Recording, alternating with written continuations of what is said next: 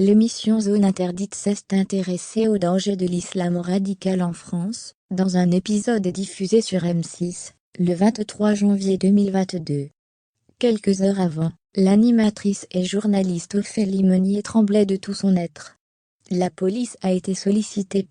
Il revendique haut et fort la liberté complète d'informer des journalistes du groupe M6. Et c'est pourquoi Nicolas de Tavernost, le président du directoire, a donné son feu vert absolu pour la réalisation d'un numéro de Zone Interdite consacré aux dangers de l'islam radical, qui a été diffusé à la télévision le dimanche 23 janvier 2022.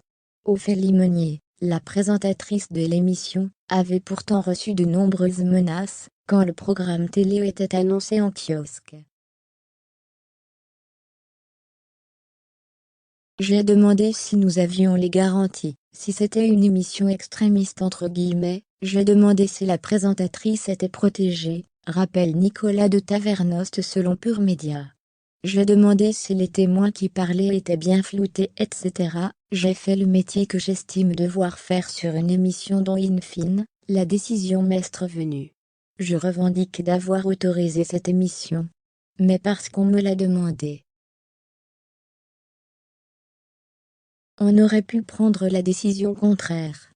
J'estime que c'est mon devoir de responsabilité. Si vous appelez cela de l'ingérence, moi j'appelle cela l'exercice de mon métier. Le revers de la médaille. L'enquête de Zone Interdite a été massivement commentée. Elle a notamment provoqué la fermeture d'un restaurant situé à Roubaix sur ordre de la préfecture du Nord. Une jeune étudiante en droit, intervenant dans l'émission, a quant à elle assuré qu'elle avait été piégée par la production de M6, et est venue apporter son témoignage sur le plateau de Touche pas à mon poste sur C8. À quelques heures de la diffusion de cet épisode, Ophélie Meunier faisait part de la fierté que lui procure son travail, sur les réseaux sociaux. Rendez-vous dimanche pour une grande enquête, annonçait la maman de Joseph et Valentine en partageant quelques coulisses du tournage, capturées au bord du canal Saint-Martin de Paris.